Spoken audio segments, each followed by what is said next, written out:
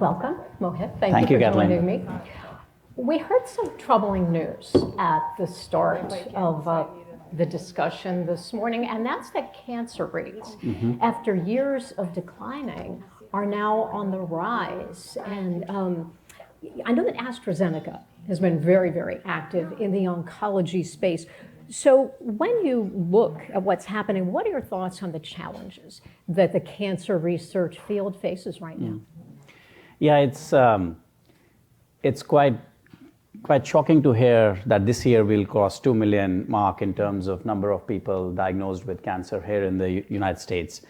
I would also pause in the same breath and think about the golden era we are living in, where science, data, technology, research is coming together. And if you think about it, Representative Joyce talked about blood-based screening is coming to life. We have researchers here who are focused on really precision medicine and identifying biomarkers that are able to identify those patients who would benefit more. From multiomics, we are learning so much on the biology of the disease. New modalities with ADCs, gene therapies, cell therapies, radiopharmaceuticals. There's so much happening that I feel very optimistic that actually while we see on this side the numbers increasing, on the other side we see that we are in this, we are at the cusp of solving for these diseases in a many innovative ways.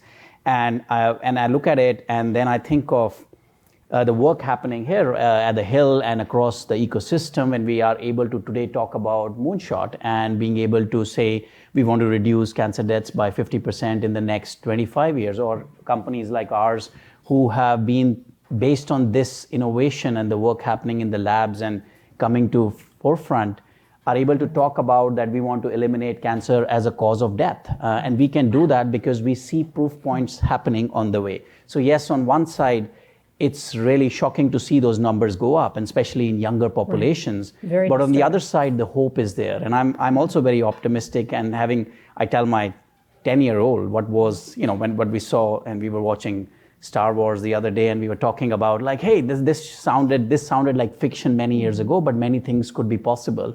And I think the same is happening in the science world. What was fiction, we are seeing with ADCs and gene therapies and cell therapies, that is becoming reality. So there's a lot of hope in that. But I go back to the previous conversation. Like cancer thrives in a tumor microenvironment that creates an ecosystem for cancer to kind of grow faster.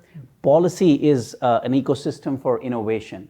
Policy is the microenvironment we need to create for that innovation to thrive. And I think as this golden era of science, technology, data, helping us uncover biology of diseases and solve for those rare diseases, we got to really ensure policy goes hands in hand to kind of create that ecosystem for innovation to strive and not be stifled.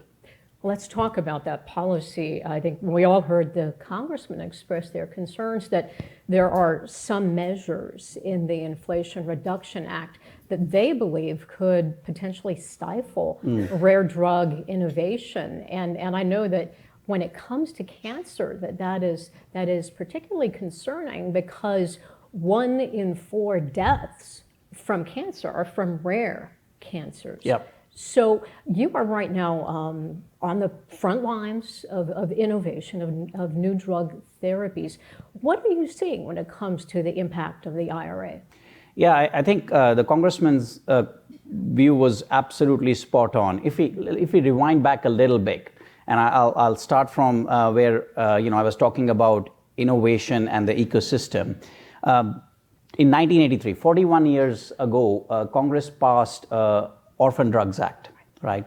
What they meant, and Joyce explained, an orphan disease or orphan disease is one which has 200,000 or less Americans. So this act helped develop drugs for those, or treatments for those kind of patients and those dealing with those diseases, and 650 plus treatments came through that in the last 40 years. We have seen change happen because the incentives were put in the right place. Now, if you think about the Inflation Reduction Act, I think Congress's original intent was to safeguard that because it talked about exclusion of orphan drug from the price negotiation process. But as it was said earlier in the session, it was passed in such a haste. I think it got overlooked that it was all about one orphan designation. Now, those who are in the field of developing innovative therapies, or let's say cancer therapies, they will know that you don't know till you try it out and understand the biology, and you learn it over the process that, hey, this could actually work in another orphan disease as well. Now, the incentives are set against you to not go for that. I'll give you an example. We have a product in our pipeline, a PARP inhibitor, olaparib. In 2014, it got approved in late-line ovarian cancer. So around 300 women would have benefited from that drug. 300 nationwide? 300 in the entire United States. Okay. But then it moved into earlier lines, and that's an orphan disease. So it was able to actually, 2 years back, we showed 7-year overall survivor in those women with ovarian cancer in frontline. So it has drastically changed. At that same time, the trial started, this could actually work in pancreatic, again an orphan disease, right? Now, if you think IRA existed, you would have paused to think about, actually, is it really worth going in there? Are the incentives set right? Not because you won't want to do the right thing. You'll think about what are the competing investments that the same amount could be invested elsewhere to solve for other things that would help drive return to invest back in science, right? And it costs more, right, to create the rare drugs, these orphan drugs. Correct, because these are smaller and smaller populations, and it takes bigger trials to run to show the differences. But at the same time, for the same drug, we started a adjuvant breast cancer trial for triple negative women with BRCA mutation. Again, a very small population.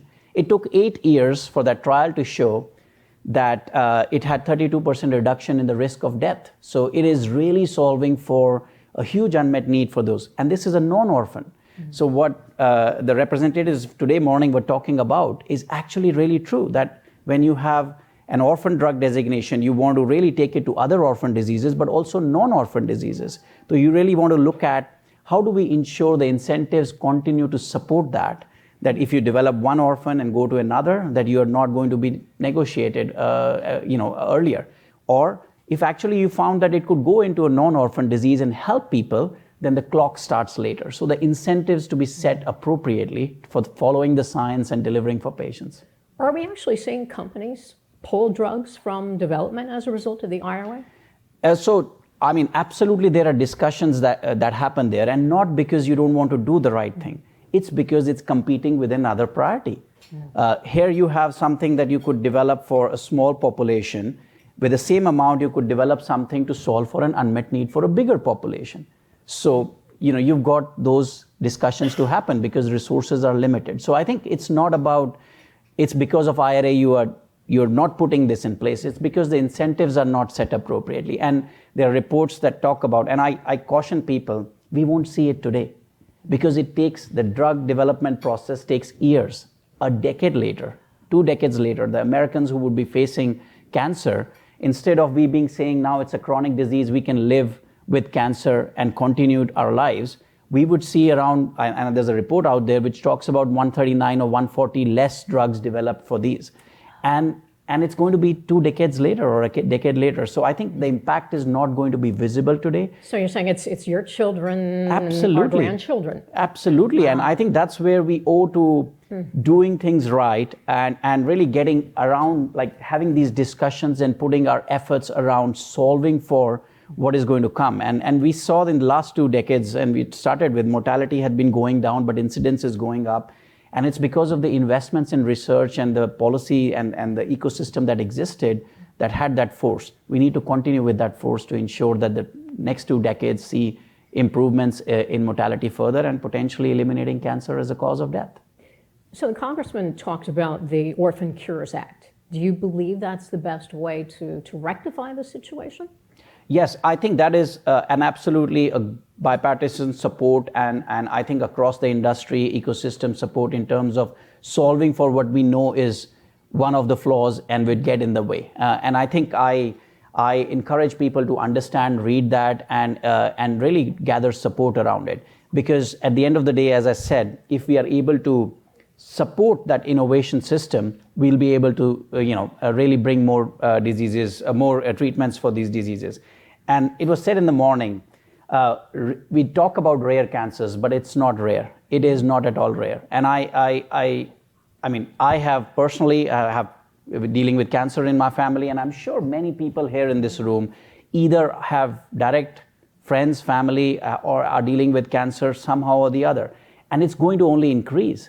And I think we have an opportunity here to solve for those challenges, and those are rare cancers. And I also would go one step forward with the science going further, we understanding the biology more, we're going to get into smaller and smaller populations to have individualized treatment. What is the driver of disease for Mohit, and that we can solve for with a personalized medicine. It's going to get rarer and rarer, but that's the hope that it is going to solve. And we want to put incentives in place, and this would correct what is not today in line with supporting innovation. Mohit Manrao, Senior Vice President of AstraZeneca and Head of U.S. Oncology. Thank you so much for joining me. Thank you, Thank you Kathleen. for sharing your passion. Thank you, Kathleen. On this Thank you issue. so much.